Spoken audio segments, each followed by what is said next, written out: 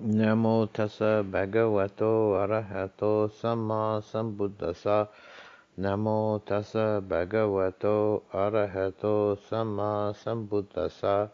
Namo tassa bhagavato arahato samma sambuddhassa.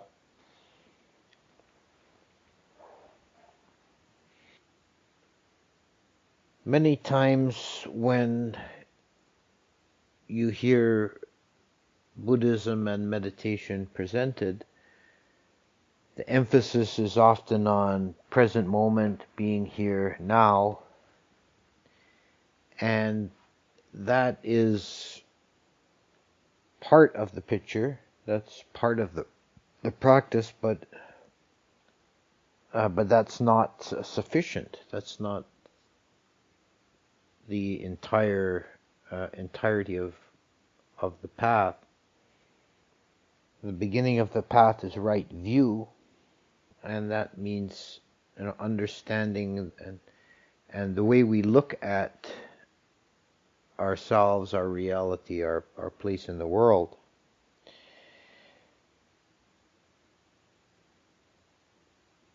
Focusing entirely on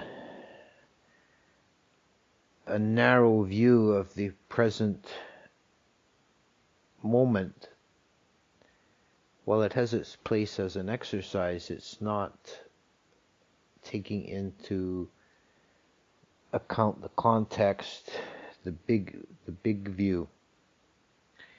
This is something in Tibetan Buddhism that they talk about. They have a concept of the big view as a phrase they use, which is to see our place in existence in the entirety of the cycle of existence, samsaric becoming.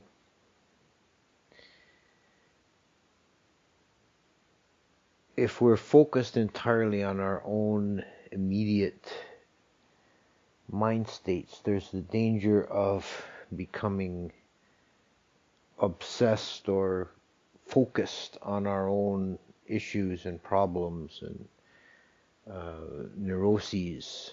And it can, with the wrong approach, it can be a reinforcement of the idea of self. Become self-oriented rather than transcending the self.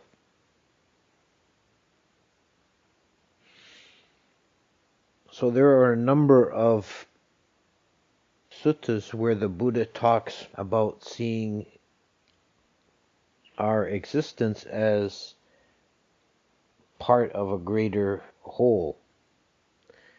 This can be extended both in a time-wise and a space-wise dimension. And it's very often in the suttas, in fact I would say entirely within the suttas, whenever the Buddha teaches about what we would call cosmological perspectives, it's always with this kind of pedagogical intention, to this purpose, this didactic purpose of making us take the big picture and see how it transcends the petty concerns of the self, of the moment, and of this particular life.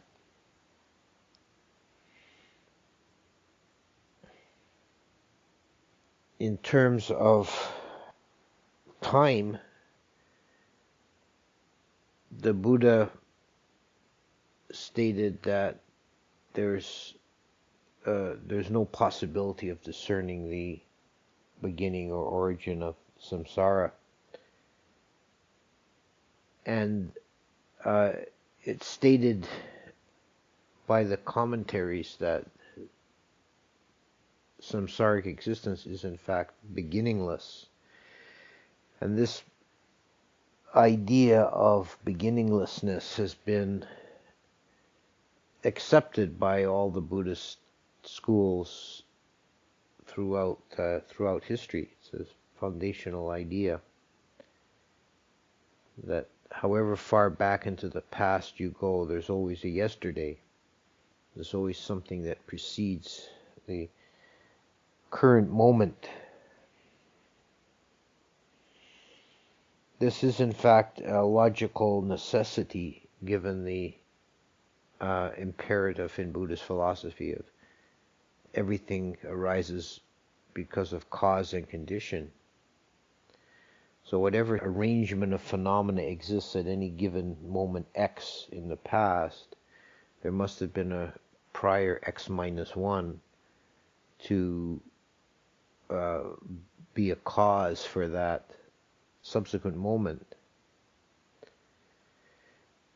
And then when we look at X minus 1, there must be an X minus 2, and so on ad infinitum. If we make an arbitrary beginning at any point, then we're postulating something that is uncaused, which is not the way conditioned reality works.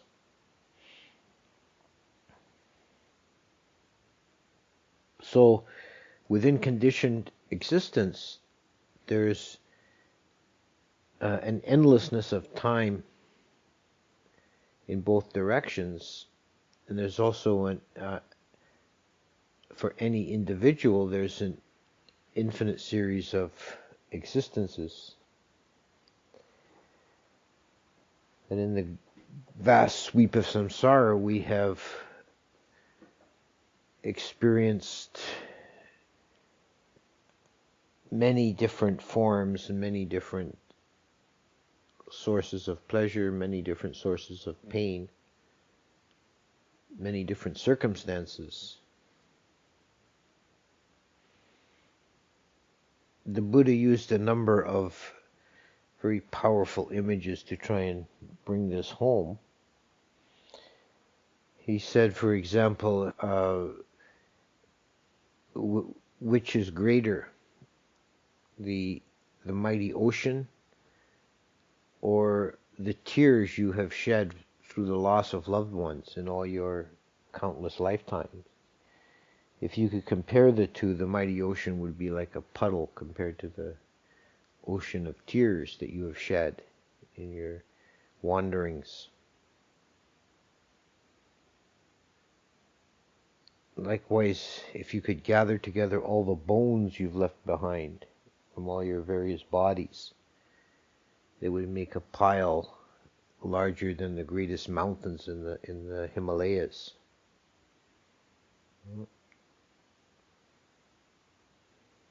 And this whole series of it's in the Samyutta Nikaya, there's a whole series of these metaphors.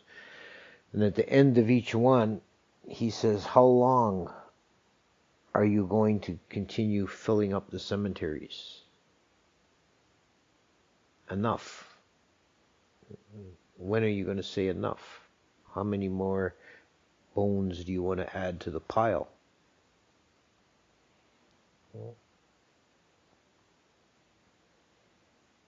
There's a way in which looking at the immediate contents of consciousness and looking at the big picture lead to the same conclusions if done properly. If we're looking at the sequences of lifetimes, we contemplate that we begin to develop a dispassion towards it, a sense of the futility of it. You know, what is there possibly to experience, to possess, to have that we haven't not done before? You know? There's a sense in the idea of samsara as being ultimately futile and meaningless.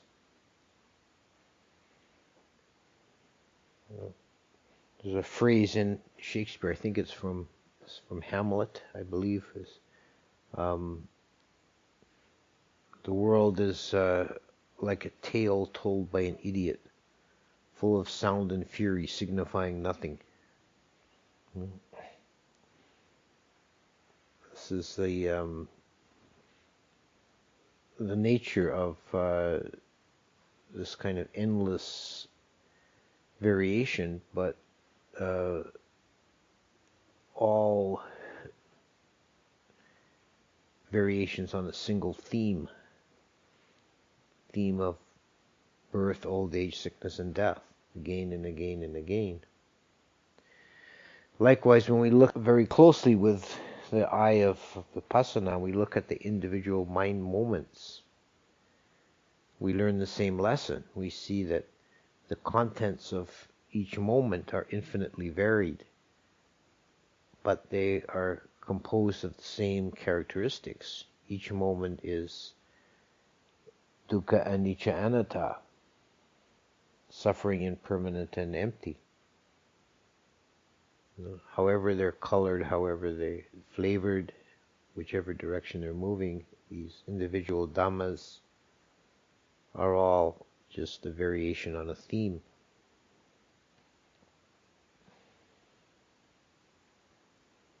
When we look at the extension in space, again we reach out to infinity, and the human situation is seen as being very tiny, very peripheral to the whole gigantic structure.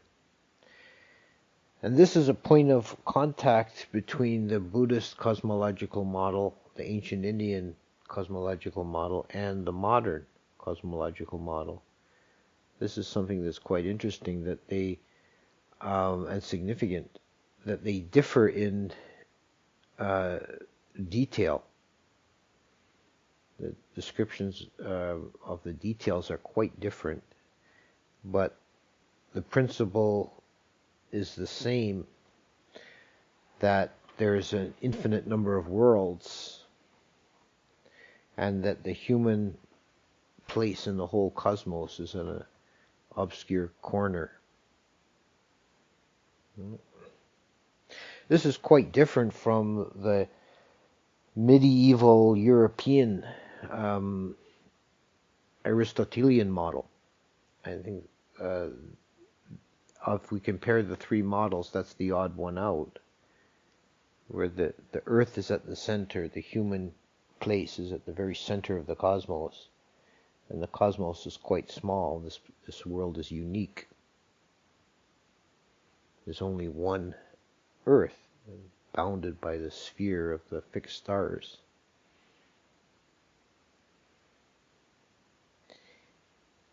In the Buddhist ancient Indian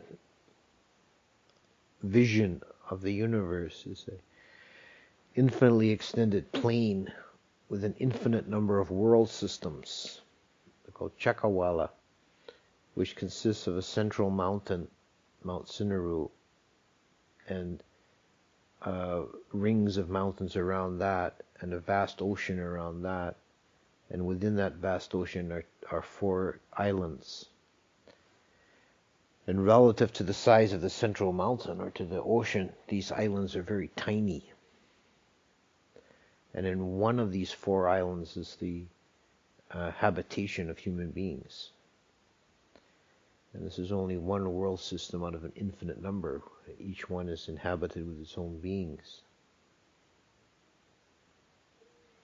So we're not, in that way, we're not special. We don't have a central place. Just as in the modern vision, there's an infinity of galaxies and stars, and our place on this earth is one planet circling a middling-sized star in a corner of a unexceptional galaxy.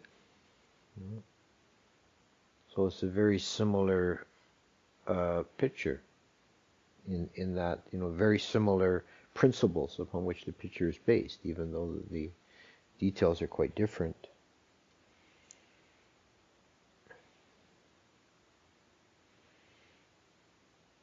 So when we consider the big picture, we see that our particular issues, our concerns that seem so pressing and overwhelming at the moment. The drama and excitement of our lives is just reduced to nothing.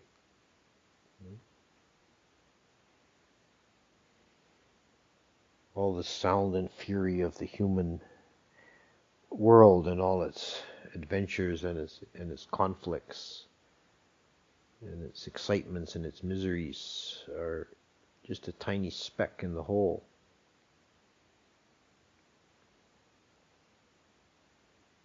In the picture of the Chakawala, the central mountain, Sinaru, is a constant scene of combat between the gods at the peak of the mountain and the asuras at the base, trying to take over the peak. And relative to anything that occurs on the human realm, these battles are titanic. The vast powers of the gods, and their enormous size, and the vast sweep of the terrain up down Mount Sinaru. Anything in human history is it's like the passing of, as we would look at the passing of flies or mosquitoes. And yet, if we go higher still to the realms of the Brahma gods can survey 1,000 world systems beneath them. So even these titanic struggles of the gods are beneath their notice. Trivial, like ants crawling up and down an anthill.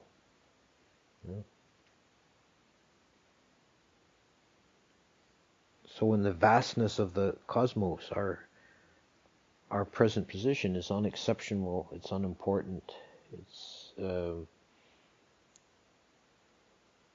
of very fleeting existence. And our lifespan is so short.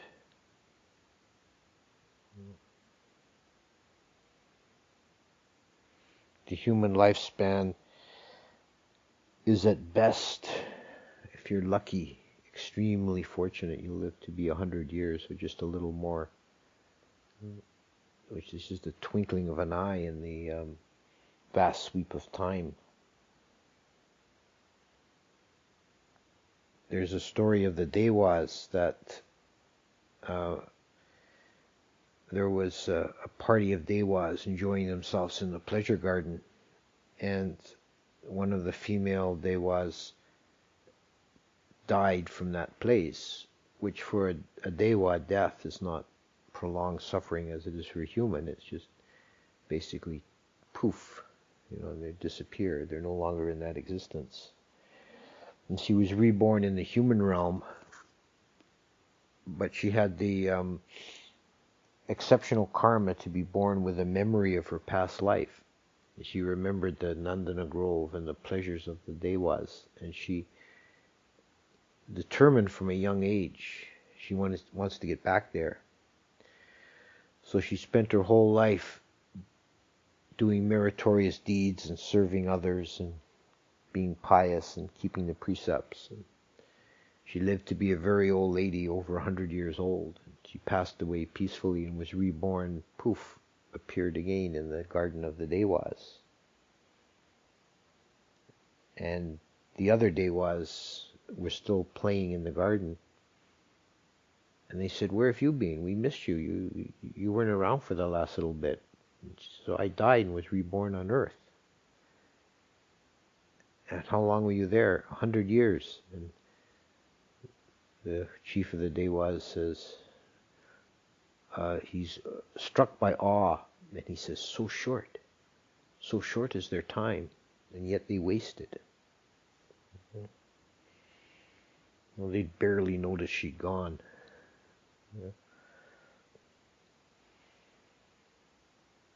There's a shortness of the moment in this vastness of time, and the insignificance of our position in the vastness of space. This is a useful kind of contemplation to bring up when you're caught up in your own issues and dramas and everything seems so important.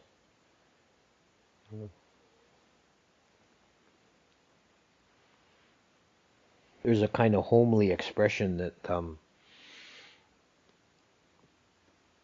a saying that sort of points in the same direction. People say if you're really bent out of shape about something and you feel something is really pressing, you might say, well, what's it going to matter in 100 years?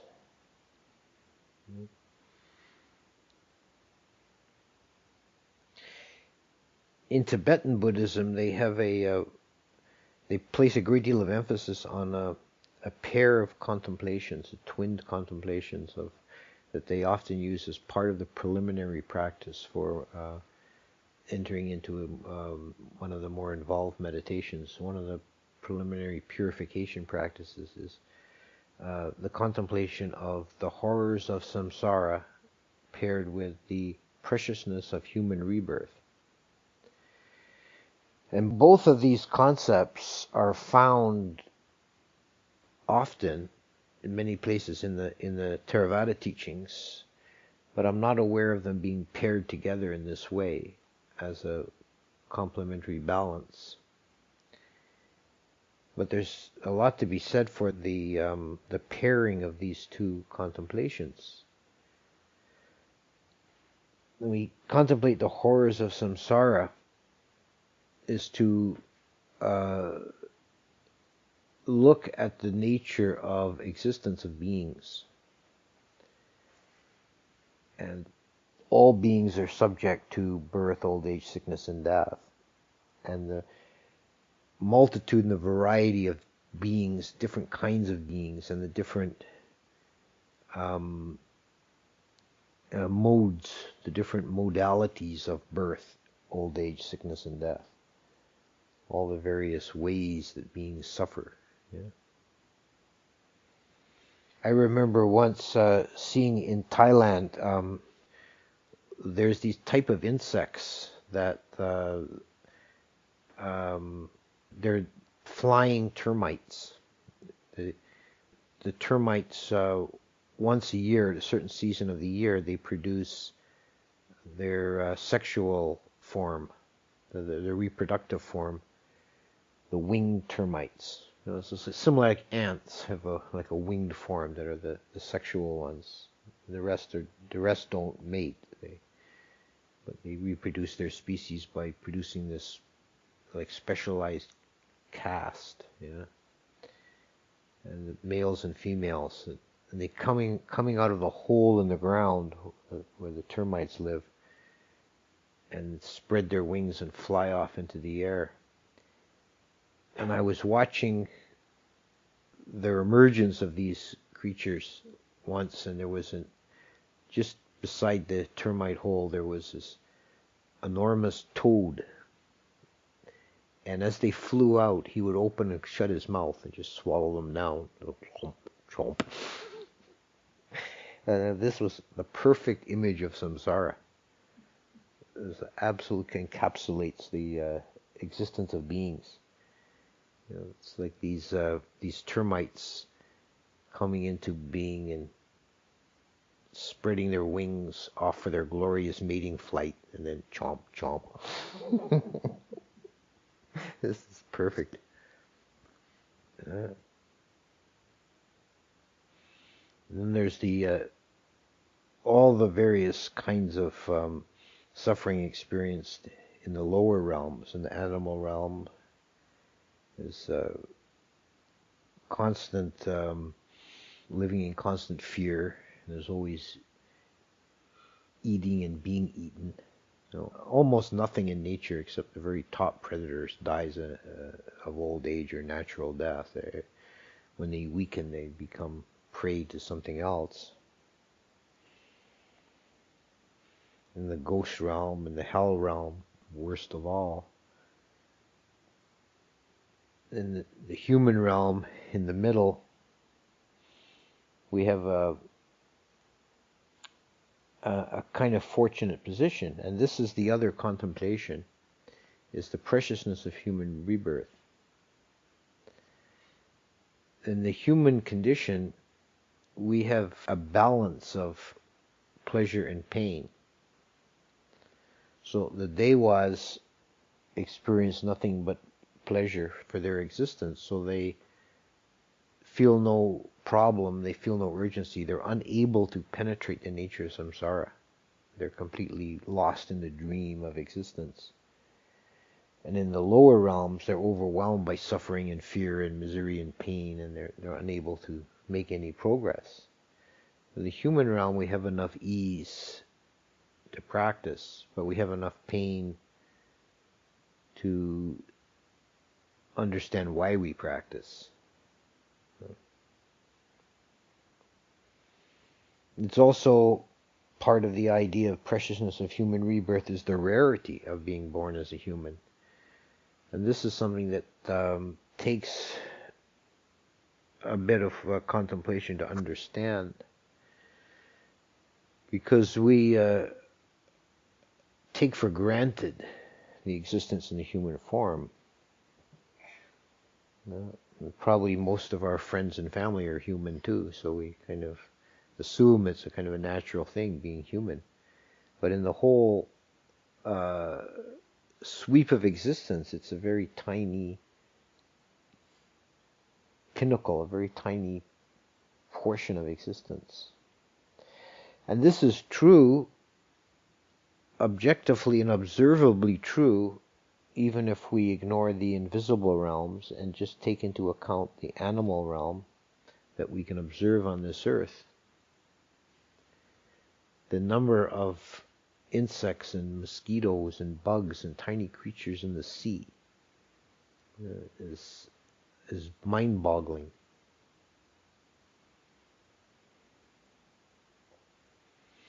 They say that if you have a bucket full of good, rich garden soil, there are more living beings in that bucket than there are human beings on the planet.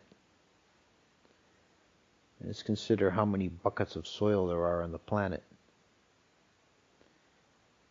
Consider the vast numbers of tiny plankton and other creatures in the ocean. The numbers are inconceivable to us, the numbers of beings, and a very tiny fraction of these beings are human.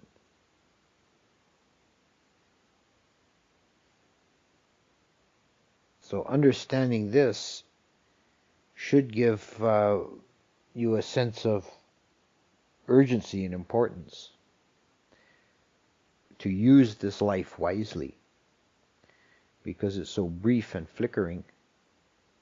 Here today, gone tomorrow. It can end at any time, and it's in a fortunate human form. And not only that, but to make it even more rare, more precious, we're born human. To be born human is already to win a lottery, but then to be born in a time and place when one can hear the Buddha's teachings, and to be born in circumstances in which one can practice the Buddha's teachings is even more rare.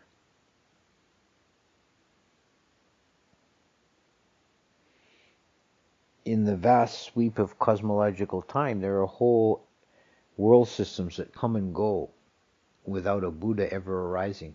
There might be thousands of cycles without a Buddha.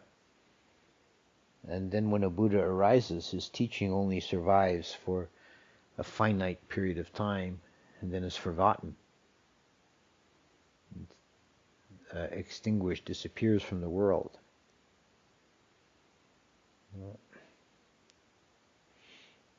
And in between the Buddha periods, it's exceedingly difficult to find liberation.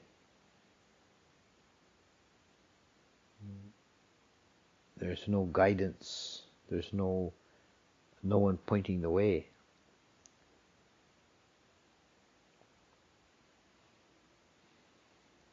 There is a story that has a couple of different versions, and this is I think, very indicative. The difference between the two versions is very indicative of the kind of modern casual understanding of Buddhist teachings and the actual ancient teachings that come from the Buddha and his immediate followers. The common version that pops up, or the modern version that pops up in a lot of books, I've seen it in several different, modern Buddhist books, is always identified as a Zen story, but I've not been able to determine if it actually has an origin in traditional Zen. And I'm rather skeptical that it does, but I can't say one way or the other for sure. But you probably heard the story, or a version of it, is the man on a journey and he falls down a crevasse of some kind and he's hanging onto a branch, and the branch is slowly pulling out from the wall of the cliff, and he's going to fall to his death. There's strawberries growing out of the branch, and he tastes the strawberry, and the conclusion of the story is how sweet it tasted. So that's a version you'll see in many modern books, and it seems to be a corruption of an original story that's found in one of the commentarial, or pre-commentarial books, probably not originally from the Buddha, but shortly after his lifetime. And the story is that the man, he falls down a well, and he's hanging from a branch in the well, and there's a bee's nest on the branch, and honey is dripping down from the bee's nest onto his hand, and the branch is again slowly pulling from the wall. But in this story, the ending is different. A figure appears at the mouth of the well and reaches down and says, "Give me your hand, I'll pull you out." And the conclusion is, do you think that man would be so foolish as to say, "Yes, but wait until I taste this honey"? So it turns the sense of the moral of the story completely around. And this is the model of existence. Is, you're falling down a well and you're just holding on by a bare thread, and there's a honeycomb on the well, on the branch. You're being stung by the bees, but there's honey dripping. You have a chance to escape. But will you take it, or will you rather taste the honey? Yeah. This is the model of understanding, the metaphor of understanding our condition in samsaric conditioned existence, caught between birth and death. And there are both bees and honey. There is both pleasure and pain. But in the end, there's either a fall to destruction, the bottom of the well, or there's taking the hand of the figure who represents the Buddha or his teachings and being pulled out of the well, transcending conditioned existence. This is a potentiality that is optimal in the human existence. This is the most important aspect of being born human, is the optimal chance, the window of escaping this kind of useless merry-go-round of samsara and stepping out of it. Yeah. And it may be only this brief moment when we have our head above the water somewhat, we can see and think with some clarity. And if we don't seize the opportunity, we're facing the prospect of being plunged down again for who knows how many long lifetimes. before another opportunity of being born human in a Buddha dispensation occurs.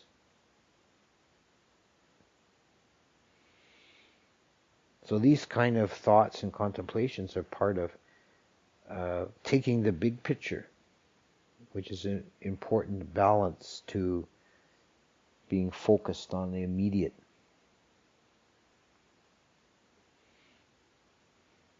It's like when you're walking or hiking in a rough country. Most of the time it makes sense to look down and pay attention to where your feet are placed so you don't stumble on roots or stick your foot in a hole. But if that's all you do, you just wander in circles. You need to stop, take a breath, look up, take your bearing from the sun or the stars, from landmarks, and discern and determine where you're headed, which direction you're going.